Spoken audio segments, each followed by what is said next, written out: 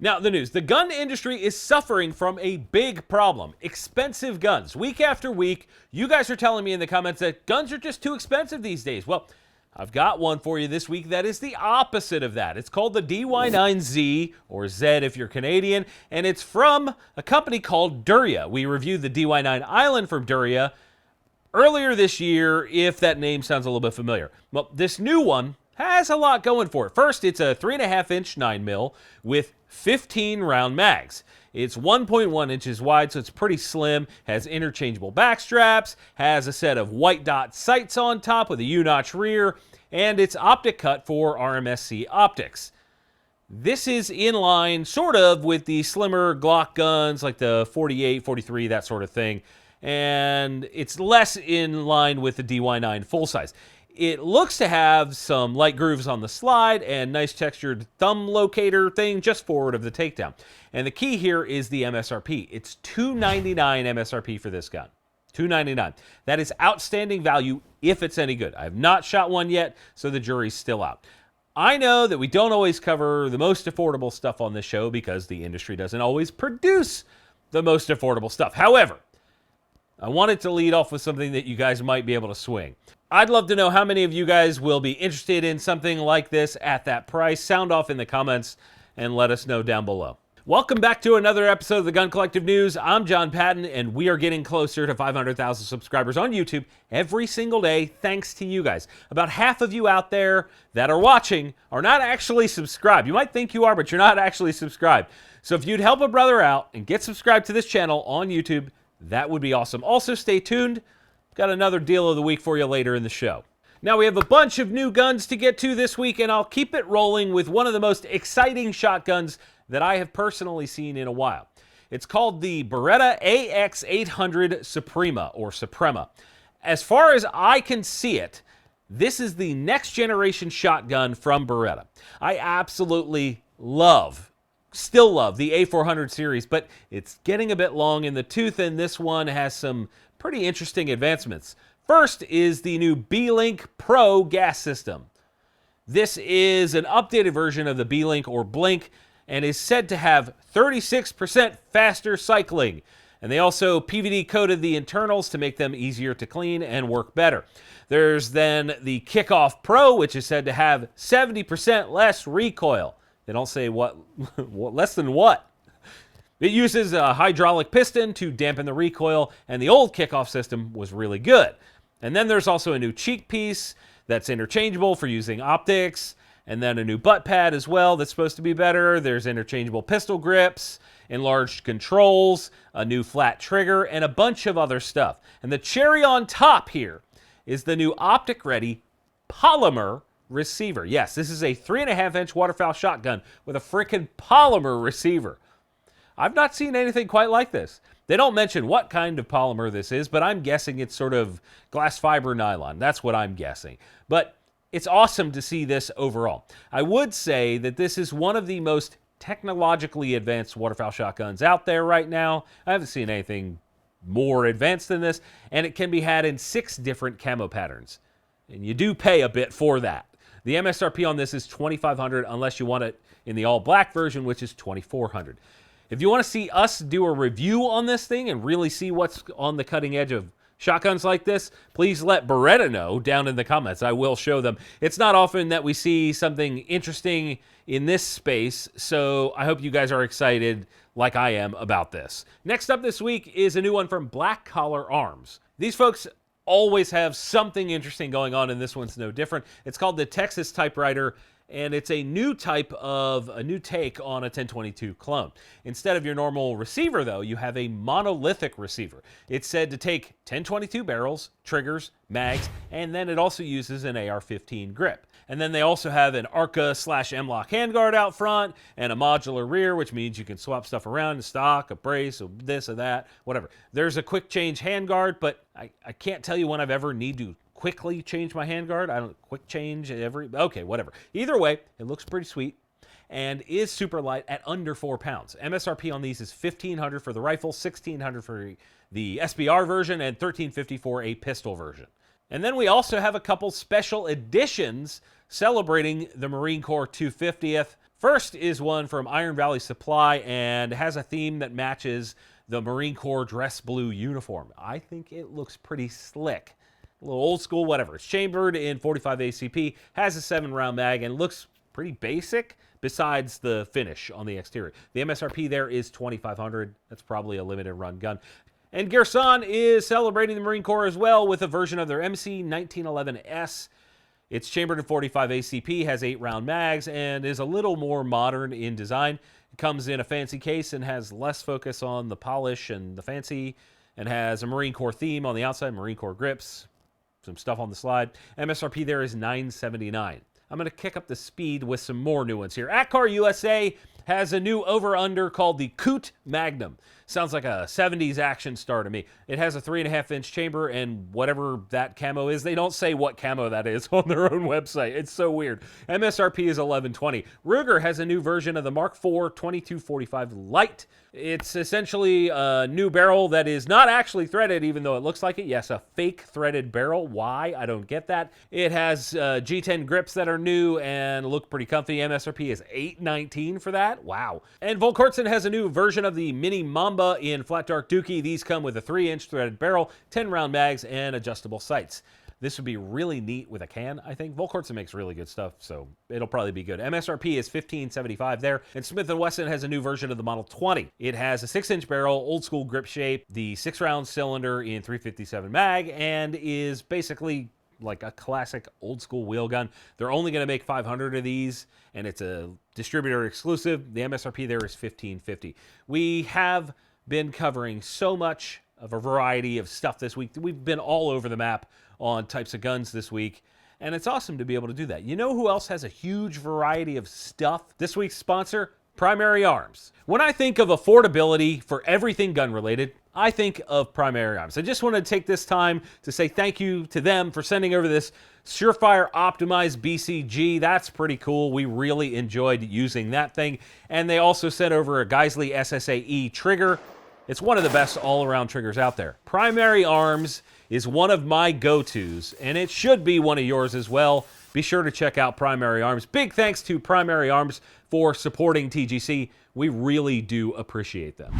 Let's keep it rolling with this week's friendly fire question. We're going to do a few this week because it's the time of year where we reflect on things, and I just want to say that I am just perpetually thankful for you guys.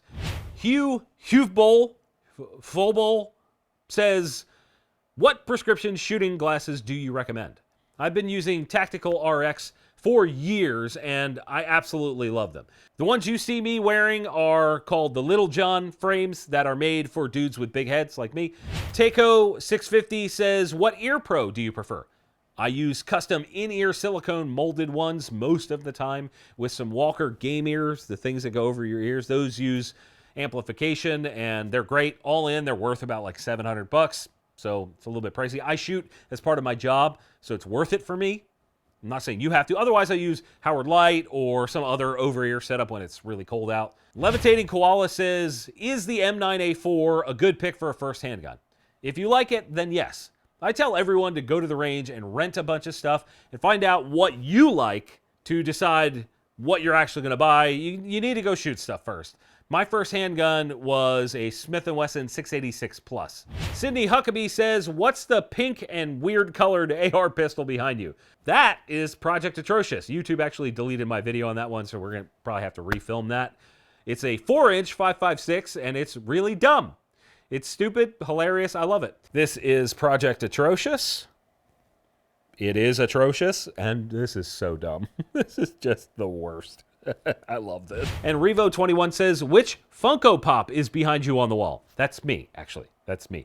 It was a gift from my friends at Lockdown, the company that makes the wall system. They made a custom one that's me, and I thought it was fitting for it to live down here on the wall. My friendly fire question to you guys this week. As this year is sort of winding down, I want to know what you guys would like to see from TGC, from us, in 2026. More reviews, maybe? More special deals? More 2A related stuff? Legal stuff? I want to know what you guys are thinking, so sound off in the comments and let us know. Now, there is something I want to mention before I let you guys go, because this is really important, especially for content creators out there. YouTube has agreed to work with firearm channels. We got their firearms team to come together for a training to work with people on the policy and try and understand how to work together, I guess, something like that. And there's going to be a training course that they're putting on. There will be a link in the video description for you guys to check that out. So you can sign up if you have a gun channel, you've had issues with them, you want to understand stuff, you could sign up below. Big shout out to CloverTac. He's the guy that really did the legwork on this to get out there. I had a small part in it, but really CloverTac is the guy that's doing it. So be sure to say thank you to him for getting this happening, because we literally wouldn't happen without him. So again, if you have a gun channel and you want to learn from YouTube themselves, go sign up for that course down in the description. Let's jump into some accessories and then we'll talk crap on the gun industry after that. Wooks has introduced a new line of AK furniture called the 47 line. All of this is a blend of modern and classic and is based around 3 components. First is the M-LOK handguard in short or long configuration. Then they have a walnut grip that looks really nice, and 2 different stocks. The woody stock, which is a bit of a unique shape. I don't know how to describe that shape. It's got a cheek riser on top. That's cool. And then the edge stock is kind of a reverse of that. It's more metal than wood. And there's also a cheek riser on that. It appears to be a wooden cheek riser. MSRP for the full kits is $479. I'm not sure how I feel about these just yet, but I'm leaning towards not liking either of the stocks. Wooks is a sponsor of TGC, so just be aware that I'm willing to disagree publicly with my sponsors, because that's the right way to do things. I like what they do. This is not my favorite thing they do. Flux Defense released a new P365 chassis called the Raider Ultralight. They say this is a new type of weapon called a VDW, or Vehicle Defensive Weapon. It only weighs 8.7 ounces, which is super light, and can be had with a spring-loaded brace or stock. So basically you have your 365 as a little compact rig that can do just as much as the big boys. I kind of love it. I think that's great. MSRP is $500. That's a lot for that, I think. I don't know what you would know, like what that should be, but that feels like a lot. And Zerotech Optics has a new one in their Vengeance lineup. If you aren't aware, these are said to be versatile, feature-rich optics and be affordable at the same time. It's a 1:8 by 24 second focal plane LPVO, or low power variable optic, and it has a 30mm tube, which is kind of like the baseline nowadays. That's like the base. And it can be had in either flat dark earth or black, and it comes with their RAR reticle, which looks to me like a decent blend of hunting and precision for what this optic costs, at least. And it also is illuminated in the center. The ring is illuminated. I'm actually hoping to try one of these out soon on something that recoils a lot. We have a 500 Auto Max that I'm going to put this on and see if it's any good. Hopefully, it doesn't suck. Also, if you go to their site and use the code TGC20, that should help you out if you're looking for something over there. And I promised you another great deal this week. I've got great deals all the time for you guys. This is another one. Vertex has their Black Friday sale going on right now, and it's pretty dope. And if you use my code TGC, you'll save 30% off everything over there, including their new Gamut line that just came out. It just came out, so you can save 30% on that. And if it's on sale, they'll throw in another 10% off for you guys when you use our code. That's the cheapest you're likely to see it all year. And if you're thinking about a Vertex bag, they're great. I literally use one every day. I just got the new Gamut, and I'm already loving it. I switched all my stuff over to that. Really love that bag. Again, the code to save a whole bunch is TGC, and you'll use that at vertx.com. That's our deal of the week. Okay, how's about some gun industry news? First, there is a new director of ATF nominee. Robert Cicada, I think is how that's pronounced. I'm going to pronounce it like that. Not to be confused with 90s sensation John Cicada. It's just another day without you. Robert Cicada is the current deputy director of ATF, and gun groups like FRAC, my friends at FRAC, are saying that this is a positive thing and that this guy is an ally to law-abiding gun owners. I remain skeptical because the ATF, as an entity at least, has been proven over and over and over that they are not the friend of gun owners. Hopefully this dude helps to kind of course correct, I guess, and put things right over there. Also in industry news, Sons of Liberty Gunworks has announced that they were awarded a contract of unknown value by U.S. Special Operations Command, otherwise known as SOCOM, for the Combat Assault Rifle, or CAR program. Their Mark I rifle is the winner and will be used in an 11.5-inch barrel version, and that's pretty awesome. They make solid rifles. Good for them. Love to hear it. Walther has announced that they are suspending production on the PPK, PPKS, and the PP legacy products. They say they're suspending this because, according to their press release, these guns will now enter a multi-year re-engineering and modernization program. I don't know exactly what that means, but it is exciting to hear. Imagine a cool new tiny all-metal double-stack whiz-bang thing from Walther.